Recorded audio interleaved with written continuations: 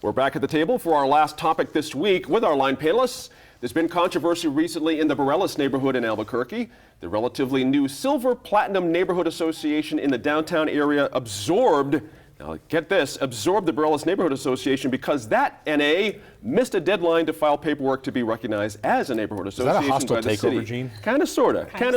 Let me start with Laura on this one, though. Some local media, like ABQ Free Press, has reported on this, the strong emotions, a lot of people feeling, like Dan just said, that this is a hostile takeover. Basically what happened was there was a deadline to file a page and a half of just very basic information, president, vice president, treasurer, contact numbers, that kind of thing. It didn't happen, and somehow the people that run this other neighborhood association were able to walk into the city and say, we would like to take over a neighborhood association that represents a community that's been in Albuquerque since, the beginning of time. And everything seems okay with it. How does that actually happen, Laura Sanchez-Rivey? That's amazing. I think that whoever deals with neighborhood associations at the city was asleep at the wheel. Mm-hmm. I think it was incumbent upon them to to do a little bit more inquiry about where the neighborhood association was, where Borellis Neighborhood Association was. Right. I think that it's a real problem to have another neighborhood association come in and sort of annex an existing That's area the word, for annex. themselves. Mm-hmm. That just shouldn't be able to happen, especially when you know that there's been a history of a neighborhood association there. Right. A clear area that it represents, a region. Right. I think that's a serious problem. It sounds like, and I haven't looked into it in detail, but it sounds like this Silver Platinum Association did their part by the book, but I think that that doesn't mean that they should be able to represent an area that they don't live in. They don't live there. They've never represented it. That's right. What do you make of this? there's all kinds of legal problems, moral problems. It's interesting. A whole bunch. So I have to disclose, I chair the District 7 Coalition of Neighborhood Associations. To a small extent, this is like herding cats, but it's also a very strong communication tool. And so Laura hit on the first issue. Our Office of Neighborhood Coordination has been all but decimated. At planning, not particularly responsive. There's nobody there. The City Council has tried to move it over to City Council, but actually there is nobody there at the moment. But I can tell you, having sat on this from the time that I came back in '94 to today, a lot of neighborhoods come and go, and the city has said, well, we'll reach out before we grant it to somebody else. Right. Now, the problem I have with the Silver Platinum Neighborhood Association is it's incredibly large in comparison to other neighborhood associations. Mm-hmm. And where was the outreach? And there was no one to reach out. That is the problem. So did they do it by the book? Yes, they did. Right. Did Borellis drop the ball? Did nobody pick it? Yes, that happened. But this is really a communication collaboration tool. And let me give you my best example. Mm-hmm. When I was running coaching for AYSO, there were problems using our neighborhood parks. We used the neighborhood association process to communicate. And so I, as the chief coach, would go to my coaches and say, tell your parents to park on the other side of the street, park on the park side, not in front of people's houses because they don't like it. Right. That's the value of a neighborhood association. Right.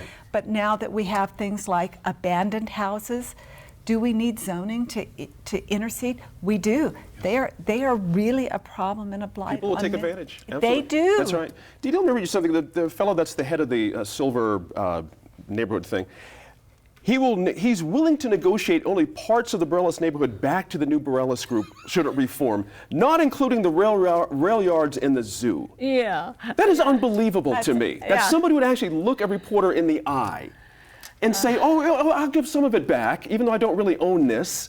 But I'm going to keep the two most. It's crazy. Well, this is the kind of, sort of small-minded megalomania that is characteristic of a lot of neighborhood activity. It happens. I'm a That was literally the most professional thing I've heard. That was fantastic, Senator. I am a fan of grassroots democracy, but you don't want to get too close to neighborhood organizations.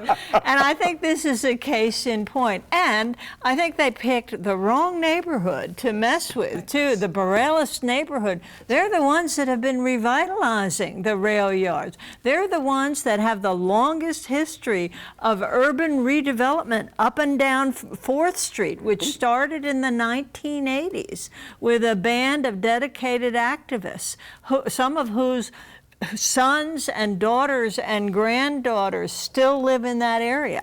So, this larger group could have constituted itself as a coalition under which some of the smaller There is a coalition that already organizations exists there.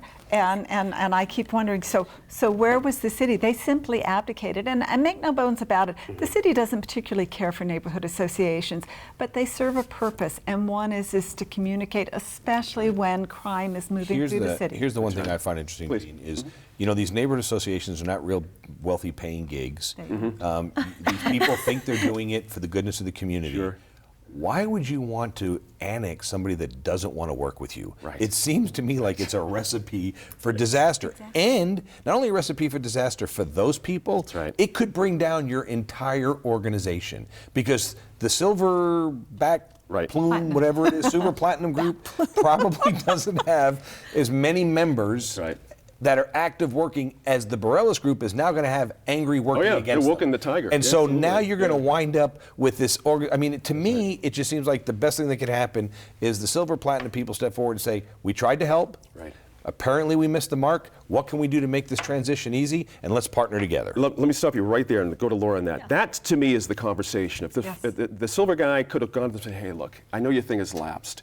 It's super important you guys get up to speed for our needs as well. Let's work together. I'll go down to the city with you. It's a page and a half. It's no big deal. If you thought they We'll get weren't this working thing together going. before, wait till Borella gets their Oh, I'm telling you, association back it's really going to be a mess. But anyway, we're out of time on that one. We're going to keep following My Fault.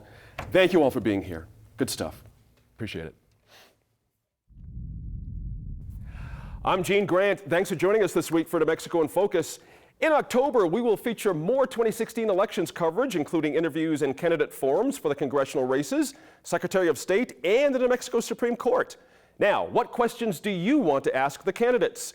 Go to NewMexicoInFocus.org, send us a message with your questions. And as always, we appreciate your time and effort to stay informed and engaged. We'll see you next week in Focus.